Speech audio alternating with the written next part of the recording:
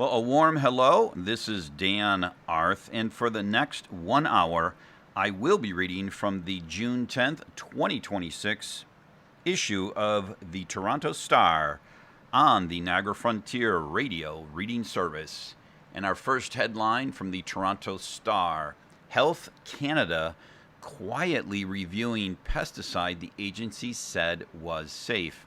In 2015, WHO concluded glyphosate is probably carcinogenic to humans. Article is by Frederick Plante and Emma McIntosh. The retraction last year of an influential study underpinning the safety of Roundup spurred calls for regulators to reconsider their approval of the popular pesticide. But Health Canada, which had cited the study during a past product review, told the public that its position, informed by hundreds of additional scientific studies, remained unchanged. Roundup's key ingredient, glyphosate, is safe. A few weeks later, however, Health Canada quietly stepped up its oversight of the controversial pesticide. The Star has learned in a December 18th email obtained through an Access to Information request, Shannon LaForce, a director for Health Canada's pesticide regulator, told recipients whose names were redacted that the government had begun monitoring glyphosate under its continuous oversight policy. The federal government has said that the new policy, published in October, will better position officials to keep atop evolving science and detect emerging risks. Glyphosate is an active ingredient in pesticides used in agricultural and forestry, including the weed killer Roundup. It is commonly applied to canola, wheat, and other crops. It is also used by the forestry industry to clear other vegetation where lumber is harvested. Monsanto, now owned by German company Bayer, first introduced it in the 1970s. The journal Regulatory Toxicology and Pharmacology issued a retraction notice last fall, years after records that surfaced in a U.S. lawsuit suggested Monsanto employees may have ghostwritten a landmark article published in 2000. The journal said the article, which concluded there was no link between glyphosate and cancer, did so based solely on unpublished studies from Monsanto. It also said the study's authors might have been paid by the firm for their work without proper disclosure. There have long been safety concerns surrounding the chemical. After independently reviewing about 1,000 studies, the World Health Organization's International Agency for Research on Cancer concluded in 2015 that glyphosate is probably carcinogenic to humans. The newly initiated monitoring process could lead Health Canada's Pesticides Regulatory Directorate, PRD, to undertake a special review of glyphosate. If at any time during the registration lifecycle the PRD has reasonable grounds to believe that health or environmental risks or the value of a pesticide may no longer be acceptable, according to department policy, such a review may amend or cancel the registration of the pesticide. Continuous monitoring of glyphosate is a positive step given the large volume of emerging science raising concern about glyphosate's health and environmental risks, said Bronwyn Rowe, a lawyer with EcoJustice, a charity that pursues environmental protections in court. Health Canada already has sufficient information to warrant a special review of, at the very least, the toxicity, including carcinogenicity of glyphosate, Rowe said. I am hopeful that continuous oversight and monitoring of glyphosate will lead to a special review or a more comprehensive re-evaluation. Health Canada said the decision to monitor glyphosate is not related to the retraction of the 2000 study, which does not affect Health Canada's previous review conclusions. The department said it made the decision to include glyphosate under continuous oversight because of the volume and pace of new information generated for glyphosate since the regulator's product review in 2017. Health Canada said that it shared the oversight decision in December with registrants of glyphosate products, federal and provincial governments, and non-governmental organizations.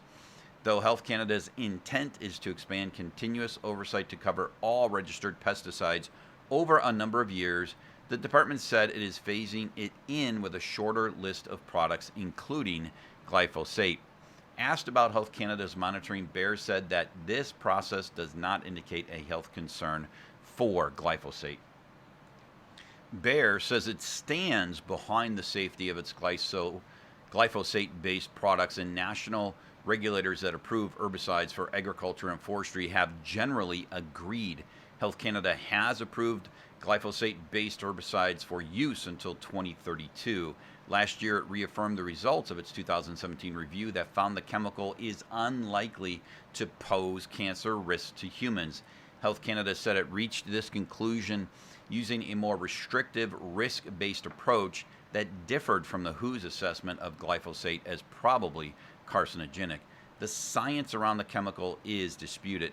In recent years, waves of lawsuits and a growing chorus of environmental groups have pointed to newer studies that suggest a link between glyphosate and cancer. And the story does continue. If you would like to have our staff read that to you, please call 716-821-5555. And our next headline story, Air Canada, man accused of piloting over 900 flights without proper license. Article by Denia Yacoub and Peter Edwards. He flew over 900 flights over 17 years without a valid license, police say. While there's no telling if, like Icarus, he flew too close to the sun, a former Air Canada pilot has been grounded in a plot that mirrors the 2002 movie Catch Me If You Can. Peel police on Tuesday revealed the details of Project Icarus, a complex fraud probe involving the former pilot whose case read like a movie script, investigators said, referring to the Leonardo DiCaprio classic.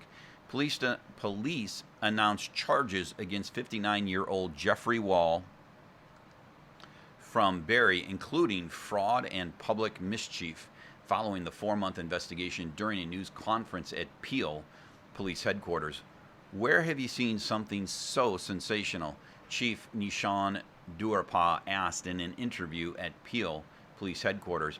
As I understand, this is a once-in-a-lifetime occurrence, at least to this extent, he added.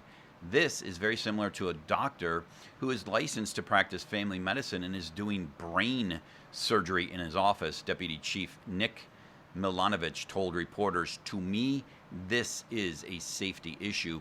One person bypassing those credentials leads to consequences which undermines and introduces risks and impacts to our community, but also the integrity of a profession, Milanovich said. Wall began his career with Air Canada back in 1998 and was made captain 11 years later in 2009. Police allege he was misrepresenting credentials to his employer and regulatory officials through fraudulent documents. He retired from Air Canada last year. The pilot is accused of flying around the world and operating multiple types of aircraft, each carrying hundreds of passengers, according to Detective Sergeant Chad Michel of the Fraud Bureau. The investigation, which began in late January, was initiated after a regulatory review by Transport Canada into the licensing and credentials of the pilot. Milanovich said investigators arrested Wall on June 1st after executing a residential search warrant. Police also exercised a number of other judicial authorizations, witness interviews, and forensic analysis to gather evidence in support of the allegations, Michel said. Fraud offenses and fraud-related offenses are predicated on deceit, Michel said. It's this deceit that sometimes causes these fraud-related offenses to continue for very long periods of time and go undetected. Eventually, it catches up to you, Milanovich added. That's when we get involved. Michel said Wall, in addition to being accused of not holding the high-level license requirement, is also accused of possession and uttering a materially altered and counterfeit government-issued pilot licenses and documentation. Georgian College confirmed to the Star that they became aware of criminal charges against a part-time employee at the college today, but did not confirm whether Wall is still employed. A page on Georgian College's website under the name of Jeff Wall indicated that a former Air Canada pilot joined the school's military connected program in the summer of 2025. The page, which details Wall's own time in the military, has since been taken offline. Wall described his experience as a helicopter pilot in the summer of 1990 and a very excited passenger in F-18 and F-5 aircraft. He spent 4 years flying Sea Kings off the backs of Navy ships in Halifax. On Monday, Air Canada issued a statement regarding the probe and a monetary penalty it said Transport Canada had imposed on the former Air Canada pilot related to his type of certification. Safety was not compromised by this incident, Air Canada said in a media statement. The Canadian airline said it was taking the lack of appropriate licensing with the utmost seriousness. Air Canada said Wall was a fully trained pilot who held a valid commercial pilot license. However, the airline said he lacked the mandatory airline transport pilot license required to captain large aircraft with passengers in Canada. But Vincent Correa, professor and co-director of the Institute of Air and Space Law at McGill University, said it isn't just about safety. I think it's a question of the robustness of the system, he said. From a systemic perspective, if something like this went undetected, what can prevent someone not having that kind of experience and eagerness to enter a cockpit from going undetected? Correa added that an ATP-L license necessary to operate an aircraft as a captain was a higher step than a CPL-A, a commercial pilot license. That's because the captain is trusted with more safety and security responsibilities. He said for someone to have forged documents and go undetected for that long, they'd have to be familiar with the system, because aviation is a world basically built on licenses and certifications. He also noted Wall's credentials would have been checked by foreign authorities since he flew internationally, a possibility Correa said was puzzling and perhaps indicative of a deeper issue. Durapia said he couldn't be sure if he hadn't flown on some of the flights in question himself. I do fly quite a bit, Durapia said. I usually just go to sleep on the flight. In our next article, social media ban for youth expected in online harms bill. Article by Mark Ramsey. The Carney government is preparing to unveil its long-awaited online harms bill Wednesday, with a ban on social media use by children under 16 potentially on the table. Notice of that coming legislation was put out Tuesday following media reports that the Liberals plan to table a bill this week proposing a ban on social media use by children that companies could only get out of if they meet safety regulations. Prime Minister Mark Carney declined to comment Tuesday, telling reporters only that the government will be taking steps to protect people's data, their privacy, and their children. Culture Minister Mark Miller, who is responsible for the file, said Tuesday, "We will take all the reasonable measures to make sure kids are safe in this country." Miller has said a social media ban for children was very seriously under consideration, but insisted that wouldn't be the only thing in the legislation and wouldn't solve problems on its own. The Safe Social Media Act, which will make social media services and AI chatbots safer for children, is expected to be announced late Wednesday afternoon, according to a government news release. The legislation, the first such effort by the Carney government after failed attempts by the Trudeau Liberals, comes amid long-running debate about the harms caused by social media to children. We're seeing kids who are, from the moment they're 4 and 5 years old, sometimes younger, growing up with technology attached to themselves. We're seeing a generation recognize that there are potential harms for their children in this new environment that didn't exist when I was a kid. Justice Minister Sean Fraser told reporters, "I think it's incumbent upon governments to recognize, as society changes, as technology adoption increases, that we are respectful of people's rights, but at the same time that we can make moves to address modern challenges. The Star has not independently confirmed reports a social media ban will be included in the legislation. A previous effort by the government, which died because of the 2025 election, proposed the creation of a new digital safety regulator, forcing social media companies to take down harmful content and new hate speech offenses. And you are listening to a reading of articles and features from the Toronto Star on your Niagara Frontier Radio reading service. Beyond consideration of a social media ban, which has been implemented in other countries with mixed results, debate has intensified with questions of whether to fold AI chatbots into the expected online harms legislation after it emerged that OpenAI ignored internal warnings about alarming content posed to its chatbot, ChatGPT, by the person who went on to commit a mass shooting in Tumbler Ridge, British Columbia. The bill is expected to include some action on AI chatbots, but not a ban, according to a report in the National Post. Manitoba has already pledged to become the first jurisdiction in Canada to ban anyone under 16 from using social media and AI chatbots, and said the ban may first be implemented in schools. Ontario is also considering a social media ban and wider restrictions on students using cell phones at school. And our next article, PM says Gordie Howe Bridge set to open. Windsor span will become key route for billions in trade. Article by Rob Ferguson. It's the moment frustrated truckers and motorists have long been waiting for on both sides of the border. After years of construction delays and months of political tensions amid the Trump trade war, the $6.4 billion Gordie Howe Bridge linking Windsor and Detroit is ready to open, Prime Minister Mark Carney said Tuesday. It's positive news, obviously, he told reporters on the way into a cabinet meeting in Ottawa. The bridge will be open at the end of the week, he added, calling the massive cable stayed structure across the Detroit River a symbol, but also a fact of cooperation between our countries. While a ribbon-cutting ceremony is scheduled for Friday, the bridge will not begin carrying traffic until later in the month. Some Detroit news outlets are reporting the opening will be Monday, but bridge officials have not confirmed a date.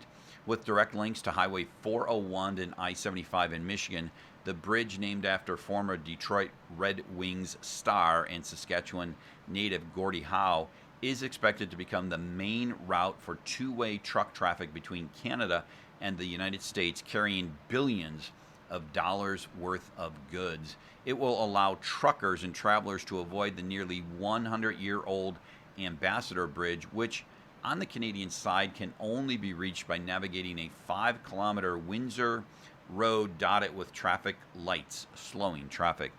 What happens at this border impacts every kitchen table and factory floor in the country, said Canadian Trucking Association President Stephen Laskowski. Atlantic Seafood, Quebec Aerospace Parts, Prairie Agriculture, and Western Energy Equipment all rely on this crossing, he added in a statement, noting processing facilities such as X-ray scanners at the new bridge are state-of-the-art and will provide faster service. In Washington, to lobby members of Congress and others on the need for a renegotiated Canada-U.S.-Mexico trade deal, Premier Doug Ford hailed any moves to open the link, which is the longest cable-stayed bridge in North America and the 10th largest in the entire world. Hopefully it will, he said when asked about the plan to open it soon. It's going to create thousands and thousands of jobs and increased flow back and forth, Ford added in a nod to auto parts and other materials that are needed at auto plants on both sides of the border. if we get this trade deal done, everything is going to flow a lot quicker. There's going to be more jobs, more opportunities for everyone. The new bridge, an imposing and dramatic fixture on the skyline, visible from kilometers away, has been a political hot potato for months and is owned by Canada and Michigan. Canada funded the construction and will recoup the cost through tolls. After that, revenue will be shared. In February, U.S. President Donald Trump insisted in a rambling social media post that the bridge would not open until the United States is fully compensated for everything we have given them, Canada, and falsely claimed the bridge was built with virtually no U.S. content. Carney subsequently spoke to Trump over the phone and said Trump's bridge threat would be settled. Fearful of losing business, the owners of the Ambassador Bridge met with U.S. Commerce Secretary Howard Lutnick prior to Trump's social media threat, the New York Times reported. The report said billionaire bridge owner and trucking magnate Matthew Maroon donated $1 million to a Trump supporting political action committee a month earlier. The White House and the PAC both denied any connection between the donation and Trump's outburst. All right, so we're going to move over to sports. Stanley Cup Finals. Stahl scores twice as Hurricanes tie series. Article by Kevin McGran. If there's a candidate for the Conn Smythe Trophy not named Mitch Marner, it might as well be the age-defying Jordan Stahl. The 37-year-old Carolina captain scored twice, including the game winner, leading the Hurricanes to a 5-3 win over the Vegas Golden Knights at T-Mobile Arena on Tuesday night. That tied the best-of-7 Stanley Cup final at 2 games apiece, with Game 5 set for Thursday night in Raleigh, North Carolina. Stahl has scored in all 4 games so far and has 7 in the playoffs. The offensive surge mirrors surprising regular season numbers for the veteran center, better known as one of the elite defensive forwards in NHL history. He finished with 20 goals in the regular season, the first time in a decade he'd hit that number. He scored at least 20 in 4 of his first 6 seasons, all with Pittsburgh. He was a key member of the Penguins' 2009 Stanley Cup victory and is chasing his second championship ring a mere 17 seasons later. He's a special athlete, Carolina coach Rod Brind'Amour said of his captain this week. Logan Stankoven and Jackson Blake scored early in the first period for Carolina, and Nicolas Ehlers added an empty netter. Rookie goalie Brandon Bussi picked up his first NHL postseason win in his first Cup final start. The result was almost predictable. Going into Tuesday's game, it had been 147 days since the Hurricanes had lost 2 in a row. They lost 4-3 in overtime to Detroit back on January 12th and 3-0 to St. Louis the next night, January 13th. We're very rarely out of games, Brind'Amour said before puck drop. That's probably why we've bounced back a lot. Carolina still has work to do. Teams that win Game 4 after trailing 2-1 in a best-of-7 Cup final own an overall series record of 11-16, which is a .407 win percentage. The last team to trail 2-1 and win the Cup was St. Louis over Boston back in 2019. It's been exciting hockey, Stahl said before the game. It's been back and forth. It's 2 teams pushing. Marner kept up his hot streak, adding an assist to extend his points lead in the playoff scoring race. He has at least a point in all 4 games of the final and assisted on William Karlsson's goal. Brett Howden tied the game 3-3 with his playoff-leading 14th goal. Mark Stone also scored for Vegas. The series has been remarkably high-scoring. It's just the 6th Cup final to see teams combine for at least 30 goals through the first 4 games.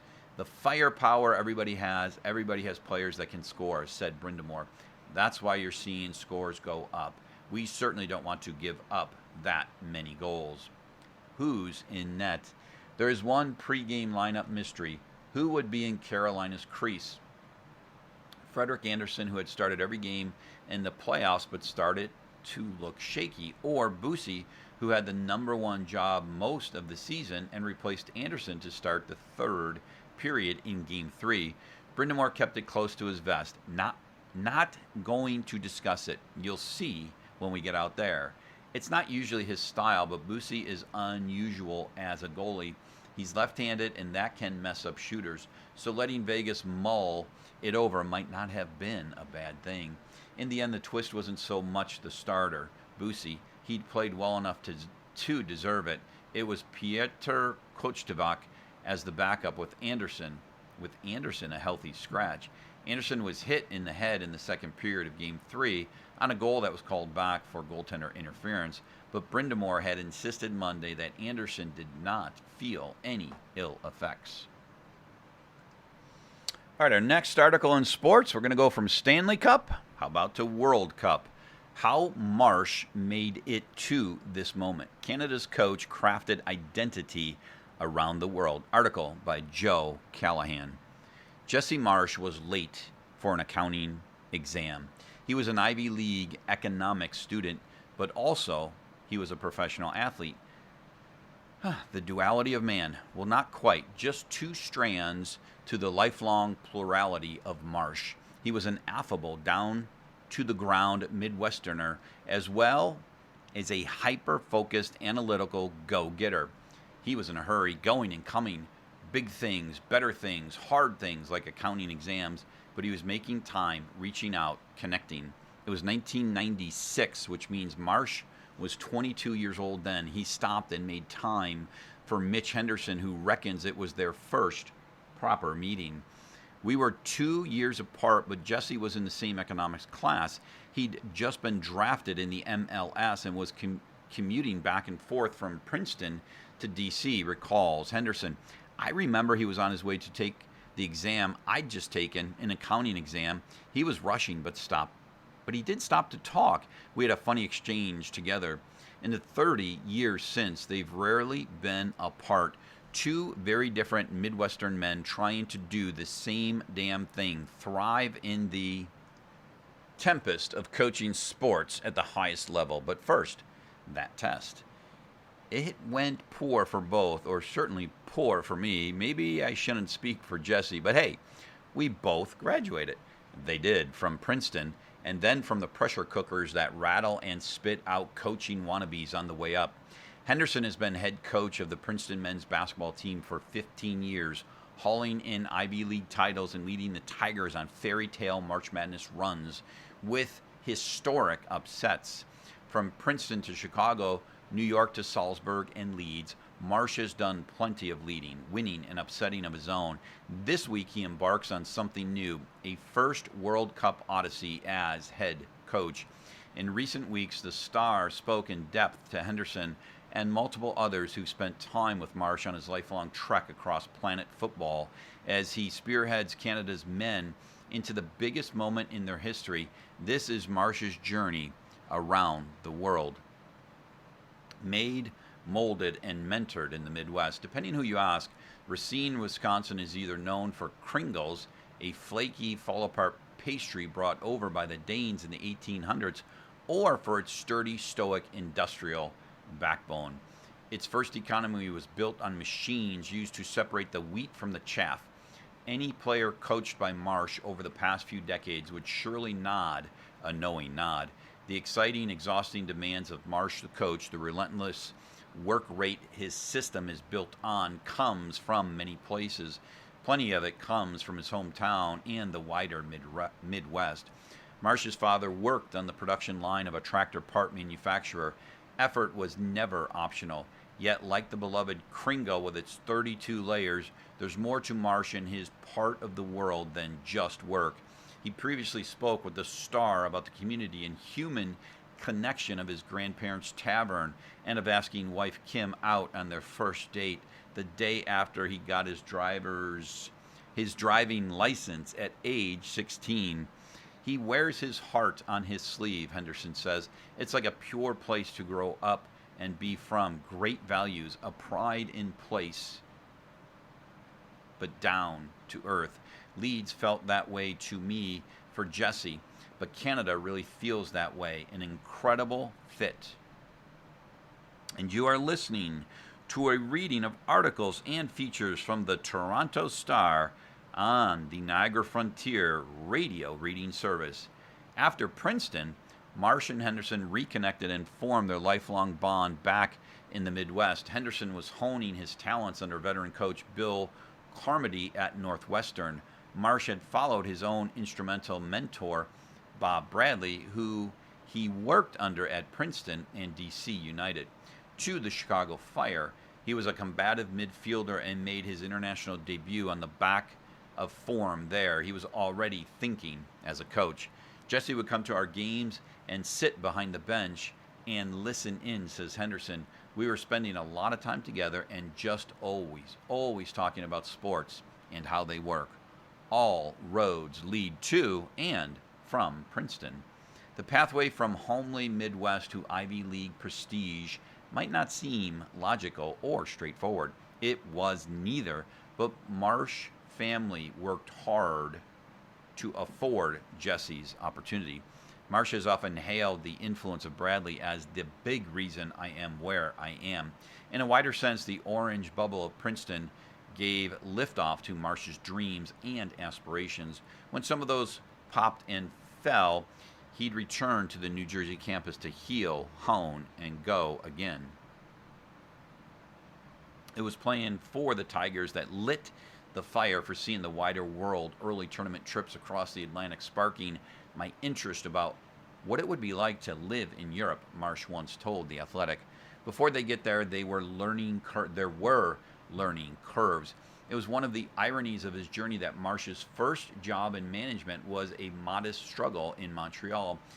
He'd leave after one season, take his 3 kids out of school, and with Kim, travel the world for 6 months.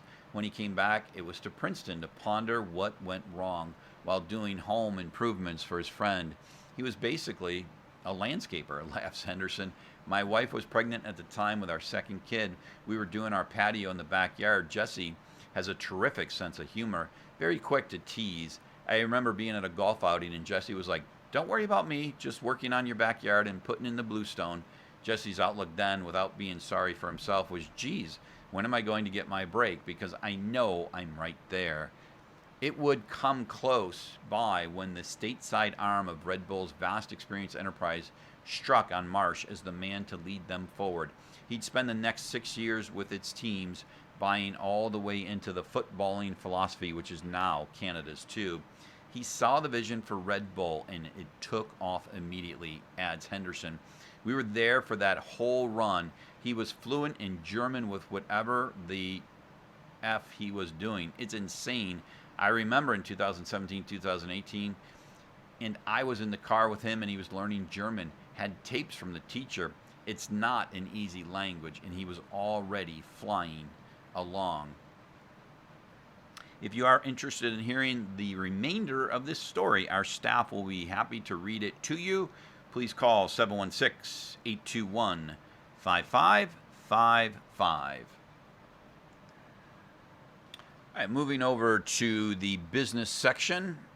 Article, trade surplus increases to $2.7 billion. New StatCan data viewed as positive for the economy. Article by Anastasia Blosser. Canada's merchandise trade surplus jumped to $2.7 billion in April, the second consecutive monthly surplus and the largest since the beginning of 2025, according to data released by Statistics Canada Monday. The federal agency reported Monday that merchandise exports rose 1.6% in April to a record $75.2 billion, while imports edged up 0.3%. The result was a trade surplus of $2.7 billion, up from a revised $1.8 billion in March and the highest level in 15 months. It's generally viewed as positive for the economy, explained BMO senior economist Robert Kapchik. Canada is selling more abroad than it is purchasing.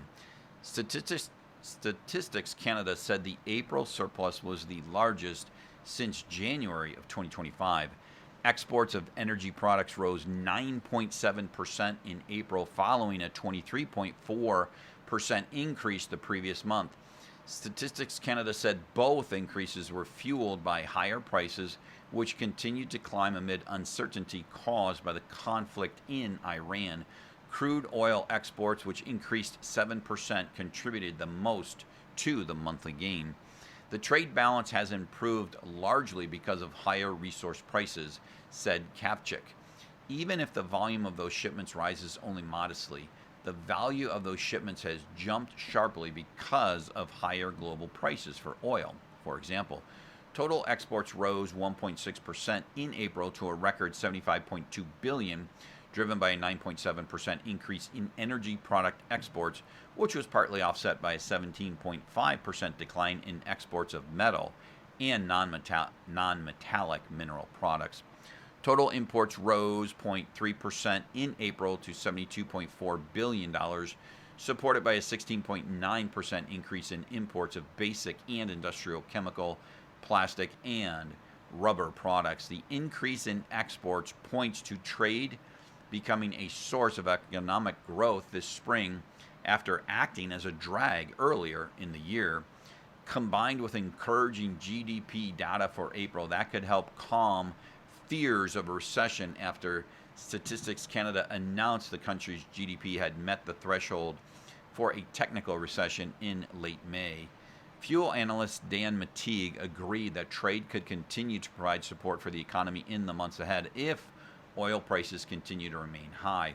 Given that Canada exports roughly 4.5 million barrels of oil a day, about 90% of it to the U.S., McTeague said it would not be surprising to see similarly strong trade figures in May and June.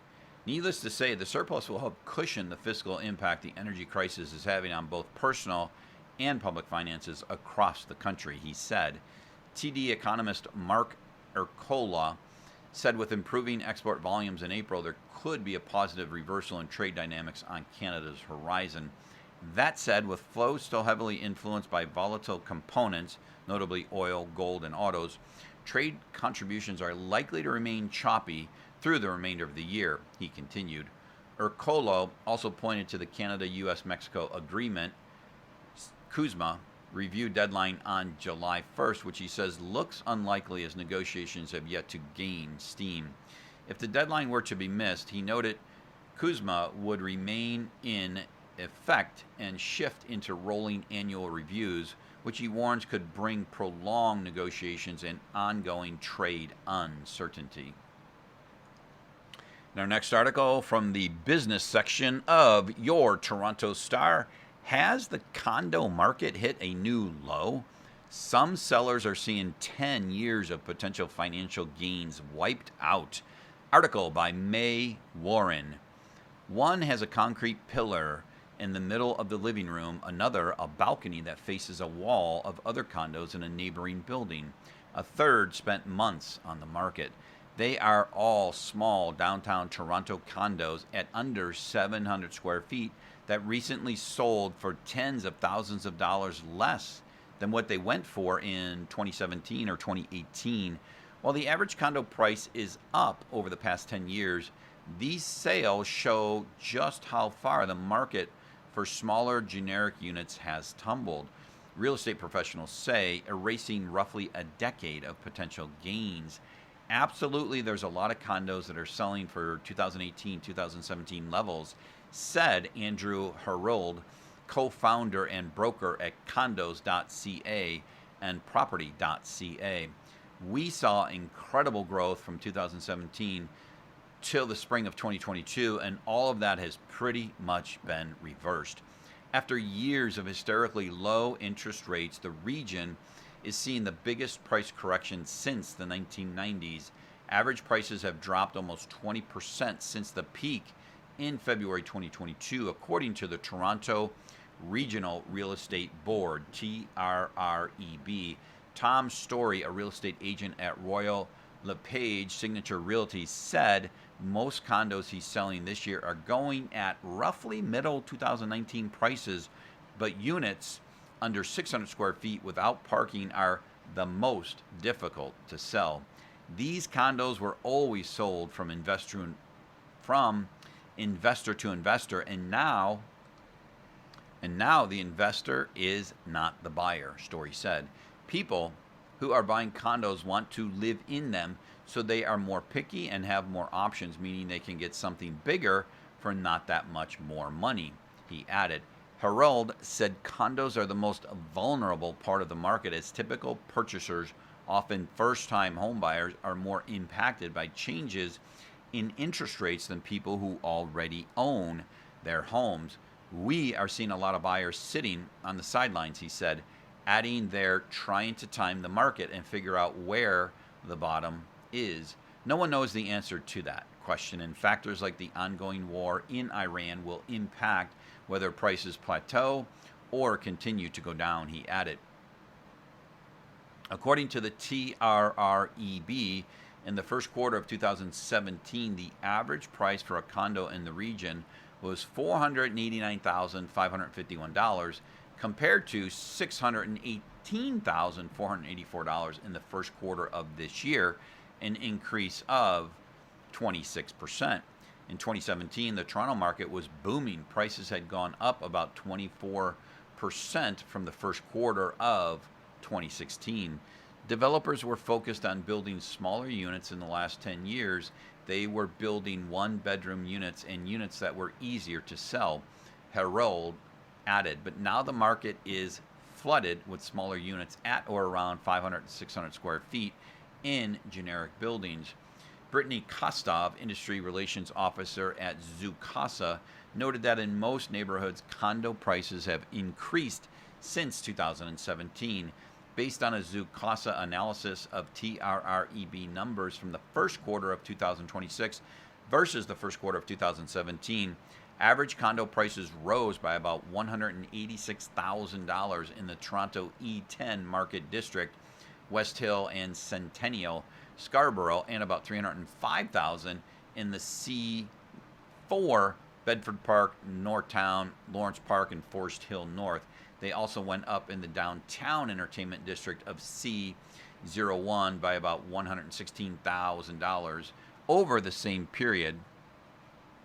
But they were down in CO3, Forest Hill South, and Oakwood Village by about $31,000, and in CO9, Rosedale, Moore Park, they were down by about $118,000. The market is hyper-local, said Kostov. Square footage, specific location, all of that plays a factor. Still, the losses for individuals are big. For example, an under 700 square foot waterfront one-bedroom plus den condo went for $582,000 in April of 2026, $26,000 less than the $608,000 it got in June of 2017.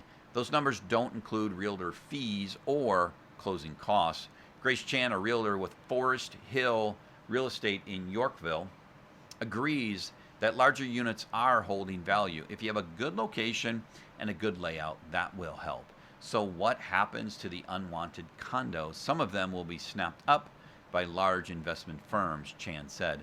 Family-owned global real estate firm Gesta Group announced plans to purchase up to $500 million worth of unsold Toronto condo units, rent them, and eventually sell them when the market goes up again in May. But the fate of many is still up in the air. I think the real answer is nobody really knows, Chan said. All right, moving over to the culture section of your Toronto Star. The Wedding of the Year. Article by Sarah Lang. Taylor Swift has mastered the art of misdirection. That's why it has been a matter of public mystery exactly when and where the pop superstar would marry her NFL tight end fiancé, Travis Kelce, though he quelled the very early date rumors when he said on a May 6th episode of his podcast that he can't wait for his wedding. Sure, as Swift's favorite number is 13, and that's a 10-carat old mine-cut diamond on her ring finger. The wedding of the year is happening in 2026, and we know that Swift only decided on the details very recently. You would think that I had been that type of person who would have obsessed over the idea of a wedding my whole life, she said on a British radio show last October while promoting her latest album, The Life of a Showgirl. But I actually never thought about what I would ever do or what I would want until I met the person. Here's everything we know about the nuptials of Taylor Allison Swift and Travis Michael Kelce. Date and venue. And you are listening to a reading of articles and features from the Toronto Star on the Niagara Frontier radio reading service. So, date and venue. Every week since the engagement announcement last August has brought a fresh round of rumors about when and where Swift would get married. There are even scam invitations doing the rounds.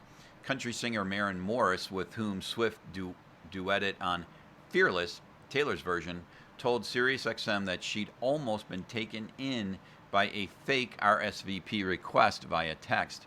One persistent theory is that Swift cut a hefty check, per Page Six, to get another bride to release her booking for this Saturday at the luxurious Rhode Island venue, Ocean House. Swift has a strong connection to the Watch Hill area. She's owned a vacation home nearby for several years and has written lyrics about it in The Last Great American Dynasty. The Sun has speculated that she was planning to hold the wedding at the house itself. June 13th, 2026 has long been circled by Swifties as a possible wedding date. Not only does it include her favorite number, 13, but it boasts a favorable numerology, something Swift has said she is into. It adds up to 9, which is auspicious for the beginning of a new cycle. But wait, Page Six also has another theory, that the couple is actually getting married in New York City on July 3rd, just in time for the 4th of July weekend, one of Swift's favorite holidays, a shift from Rhode Island because the guest list was getting too long, and the couple considered Tennessee or a private island before landing on New York City. The tabloid claimed multiple sources said the wedding will happen at Madison Square Garden, the giant venue known as the home of the New York Knicks. It's also where Swift's former flame Harry Styles will be performing over 30-night residency this summer. Why the unusual venue? For the robust security and privacy the windowless stadium provides, enabling celebrity guests to be shuttled in and out via blacked-out buses. All of these dates have the advantage of happening before Kelce heads to NFL training camp at the end of July for what might be his final season. Swift's dress.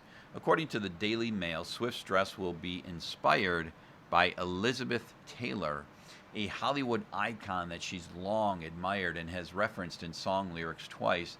The specific reference is the full skirted 1950s gown Taylor wore at 18 to marry her first husband, Conrad Nicky Hilton Jr., an ill-fated and abusive union that lasted just 8 months. Speculation over Swift's wedding dress designer is based on the brand she has worn consistently. Vivienne Westwood, Stella McCartney, and Oscar de la Renta are strong contenders, and she's been seen wearing more Dior items than usual in the past year. Sarah Burton, who designed Kate Middleton's wedding dress, is now helming the French fashion house Givenchy, has also been mentioned. Swift also has recently worn multiple dresses by the New York label Wiederhoft, which is known for its modern yet romantic wedding gowns. It's a similarly cool small brand to the one that made her engagement ring, Artifacts Fine Jewelry, helmed by jeweler Kindrick Lubeck, which Kelce helped design. I had shown him a video like a year and a half ago, and he was just paying attention to everything, it turns out, because when I saw the ring, I gasped, Swift told a British radio show. I was like, I know who made this. I know who made this. And also, you listen to me. There's another wedding style rumor making the rounds, no bangs. On social media, fans have been theorizing that Swift has been growing out her signature fringe for her updo on the big day, and to avoid arousing suspicion, has been wearing a clip-on hair piece in the interim. Evidence is flimsy, something to do with the thickness and her part moving around. Guests. A spot on this guest list is even more coveted than a box seat at the Eras tour. Sure bets include Kelce's brother and podcast co-host Jason Kelce and his wife Kylie Kelce, and Swift's family, including her father Scott, brother Austin, and mother Cupid Andrea.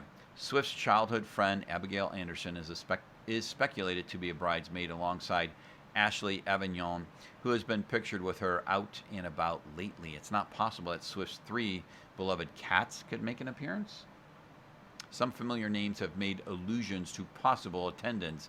Prince William said on a radio show that he and Kate were hoping and sure there might be an invitation, giving the caveat, "We'll see." Producer Jack Antonoff, Swift's longtime collaborator, recently dodged a leading question about whether he's going to any big weddings this summer by saying, "I hope so." Talk show host Graham Norton joked that he had signed multiple NDAs and could say nothing about the wedding, despite the fact that Swift invited him on air last fall. Other likely guests include friends that Swift had been seen out with publicly recently, including Lena Dunham, Selena Gomez, the Haim sisters, Gigi Hadid, and Zoe Kravitz, who is reportedly engaged to Swift's ex, Harry Styles. We're likely to see some of the Kelce's Kansas City Chiefs teammates too, including Patrick Mahomes and his wife Brittany and coach Andy Reid, who said he probably received an invite. One person who may not be there, Swift's former close friend Blake Lively, who is rumored to have been struck from the guest list after dragging her into a contentious legal battle with Justin Baldoni. The Bachelorette. Swift is reportedly planning 2 bachelorette parties to accommodate her busy famous friends' schedules, according to Us Weekly. These extremely private getaways will include her closest friends like Selena Gomez, the Haim sisters, Gigi Hadid, and future sister-in-law Kylie Kelce, and are speculated to be taking place in the Bahamas, New York City, or Nashville. And to hear the rest of the Taylor Swift Travis Kelce story, please call our staff, 716-821-5555. That's 716-821-5555. And moving back to the news, more than 32,000 displaced after massive earthquake. Death toll in the dozens as rescue crews search rubble for trapped people. Article by Jim Gomez in Joel Kalaputin. Rescuers searched ruined buildings in the southern Philippines on Tuesday to ensure no one was still trapped a day after one of the strongest earthquakes to hit the country in a half century killed at least 37 people and displaced more than 32,000. Only 4 people were considered missing in official records in the southern provinces near where the magnitude 7.8 quake struck Monday morning, but the Office of Civil Defense acknowledged several collapsed and heavily damaged buildings must be thoroughly inspected for possible survivors or casualties. The earthquake centered off Mindanao, the second most populous Philippine island, injured nearly 500 people and displaced more than 32,000, most of whom fled to emergency shelters. Many people who left their homes feared a tsunami. Waves up to 1.4 meters above tide level were measured in the Philippines, but the only tsunami damage reported was to 6 shanties on stilts in a coastal village. Smaller waves washed ashore in Indonesia and Palau and as far away as southern Japan. The earthquake left a trail of destruction, including in General Santos, a lively coastal city of more than 700,000 people known as the country's tuna capital, where at least 13 people were killed in collapsed buildings and due to falling debris. At least 18 died in Sarangani province, mostly in a landslide that buried houses in the mountainside town of Glan, according to Rafaelito Alejandro of the Office of Civil Defense. The other deaths were reported in southern provinces of South Cotabato and Davao Occidental and on Balut Island, disaster response officials said. About 2,500 houses and 117 government buildings and facilities were damaged in several provinces, according to an initial government damage assessment. The international airport in General Santos remained shut for a second day, forcing the cancellation of 63 domestic flights except for those on humanitarian missions. About 6,000 public school buildings in quake-hit provinces must be assessed before classes can resume. The quake struck on the first day of classes nationwide after a 2-month summer break, and many who sustained injuries were young students who had gathered with excitement for morning flag-raising ceremonies. Authorities have warned that buildings that sustained cracks could collapse due to aftershocks, some of them dangerously powerful. We cannot force the immediate reopening of schools because we have to ensure the integrity of the buildings, Alejandro said. And you have been listening to a reading of articles and features from the June 10th, 2026 issue of the Toronto Star. Your reader today has been Dan Arth, and I thank you for listening.